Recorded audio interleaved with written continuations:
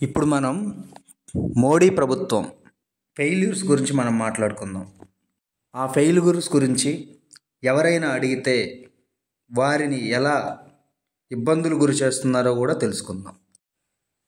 గత కొంతకాలం క్రితము మణిపూర్లో అల్లర్లు జరిగాయి. కుల మతాల మధ్య గొడవలు జరిగి ఆడపిల్లల్ని నగ్నంగా ఊర్లలో ఊరేగిస్తే మోడీ ప్రభుత్వం ఒక్క దాని గురించి స్టేట్మెంట్ ఇవ్వలేదు.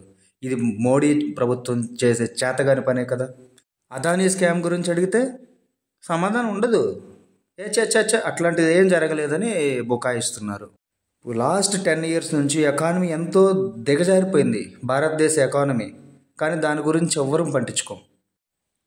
జీడిపి కూడా పతనం అయిపోయింది పూర్తిగా. దాని గురించి మోడీని అడిగితే చిచ్చి అట్లా ఏం జరగలేదు అంతే. ఉమెన్స్కి సేఫ్టీ లేదు మన దేశంలో. ఏంటయ్యా వీళ్ళు చేసేసి మెయిన్ పని అంటే విభజించు పాలించు సిద్ధాంతం. ప్రజలను కులాలుగా విడగొట్టడం, మతాలుగా విడగొట్టడం, వీళ్ళు పబ్బం గడుపుకోవడం. ఈ పనికి మాలిన వాళ్ళు చేసే పని అదే కదా ఈ మోడీ ప్రభుత్వం. రూపాయి విలువ ఈ మోడీ ప్రభుత్వ హయాంలో 34 రూపాయలు పడిపోయింది గత 10 సంవత్సరాల్లో. బీజేపీ ప్రభుత్వంతో పొత్తులెట్టుకుంటే నేషనల్ వైడ్ ఎంత పనికిమాలిన ఎదవలను కూడా వీళ్ళు శ్రీరామచంద్రులని క్రియేట్ చేసి వాళ్ళే గొప్ప అని పొగుడుతున్న వీళ్ళ విధానం చూస్తే వీళ్ళు ఎంత చేతగాని వాళ్ళు, వీళ్ళతో కలిసిన వాళ్ళు ఎంత ఎదవలో కూడా అర్థమవుతుంది. దానికి ఉదాహరణ మొన్న ఎలక్షన్లో కొన్ని వాళ్ళతో కలిసిన ఎన్డీఏ కూటమిలో ఉన్న పార్టీలే. అదానీ అంటే ఈ మోడీకి ఎందుకు అంత ప్రేమో కూడా తెలియదు. ఎందుకంటే దేశం మొత్తం ఆయనకే తాకట్టెడుతుంది. నిత్యావసర సరుకులు పెరిగి భయంకరంగా మధ్యతరగతి కుటుంబాలకి ఎంతో దయనీయంగా తయారవుతున్నా కూడా మన మిడిల్ క్లాస్ వాళ్ళు ప్రశ్నించడానికి భయపడిపోతున్నాం. ఎక్కడ అక్రమ కేసులు పెడతారో, ఎక్కడ దేశద్రోహ కేసులు పెడతారో అని కూడా భయపడుతున్నాం. ఈ 2024లోనే 6 నెలల్లోనే జీడిపి దారుణంగా పడిపోయింది. 2% పడిపోయింది. ఇదేట్రా అంటే సమాధానం చెప్పరు. పూర్తిగా పోర్ట్లు, ఎయిర్పోర్ట్లు, దేశ వ్యవస్థలను మొత్తాన్ని ఆదానికి తాకట్టెట్టేస్తుంది ఈ ప్రభుత్వం, మోడీ ప్రభుత్వం. గురించి ఎవడైనా ప్రశ్నిస్తే వీడు దేశద్రోహి.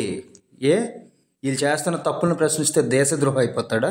ఈ ఎదవలు నెంబర్ 1 బోగ్గాళ్ళు. వీళ్ళు చేసే ఈ ఎదవ పనులు, ఈ బీజేపీ వాళ్ళు చేసే ఎదవ పనులు ఎవరికి అవసరం లేదు. అవన్నీ కప్పిపుచ్చేసి ప్రతిపక్ష పార్టీల మీద విమర్శించడమే, ప్రతిపక్ష పార్టీలను దేశద్రోహులుగా చిత్రీకరించడమే ఈ మోడీ చేసే గేమ్ ప్లాన్. విలువ పడిపోయినా మనకు అవసరం లేదు. ప్రజల సొమ్ముని తాకట్టెట్టినా, ప్రజల ఆస్తులను తాకట్టెట్టినా మనకు అవసరం లేదు. రేపు మనల్ని కూడా తాకట్టెడతారు. అవసరం లేదా మనకి? బాధ్యత లేదా మన పౌరులకి? కొంచెమైనా ఆలోచించండి. ఇప్పటికైనా కామన్ సెన్స్తో ఆలోచించి ప్రభుత్వానికి ప్రశ్నించే హక్కును మనం వాడుకుందాం. 1000 కోట్లు ట్యాక్సుల రూపంలో వస్తున్నాయి. అంత డబ్బు వస్తున్నా కూడా వీళ్ళ విలాసాలకు సరిపోక ఇతర దేశాల నుంచి, ఇతర ప్రపంచ బ్యాంకుల నుంచి భయంకరంగా అప్పులు తీసుకొస్తున్నారు. వస్తున్న ట్యాక్సుల డబ్బులు ఎట్టిపోతున్నాయి, వీళ్ళు తీసుకుంటున్న అప్పులు ఎట్టిపోతున్నాయి. చివరికి మన దేశాన్ని అధోగతి పాలన చేసే పరిస్థితికి తీసుకొచ్చారు ఈ మోడీ ప్రభుత్వం. శ్రీలంక ఒక ఎగ్జాంపుల్. మన నెక్స్ట్ కాబోయే శ్రీలంక మన భారతదేశం అవుద్దామని భయంగా ఉంది మాకు. బీజేపీలో ఉన్న పెద్ద పెద్ద బోగ్గాళ్ళందరూ బ్యాంకు డిఫాల్టర్లుగా ఉంటే వాళ్ళకి ఎందుకు శిక్షలు పడట్లేదు? అంటే బ్యాంకులు అప్పులు ఎక్కొట్టొచ్చా? ఈ బ్యాంకులు ఎందుకు ఏం మాట మీద పట్టలేదు వీటి గురించి? ఇటువంటి ఏం అడిగినా ఈ ప్రభుత్వాన్ని, మోడీ ప్రభుత్వాన్ని దేశద్రోహం కేసు ఒక్కటే పెడతారు మన మీద. మనం దేశద్రోహులం కాదు, మన భారతీయ పౌరులం. మన భారతీయ పౌరులుగా మన బాధ్యతను మనం నిర్వర్తించుదాం. ఎవరెటిపోయినా మనకు సంబంధం లేదు. పైన ఏ ప్రభుత్వం ఉన్నా మనకు అవసరం లేదు. మనకు అన్యాయం జరిగినప్పుడు మనం ప్రశ్నిద్దాం. నమస్తే.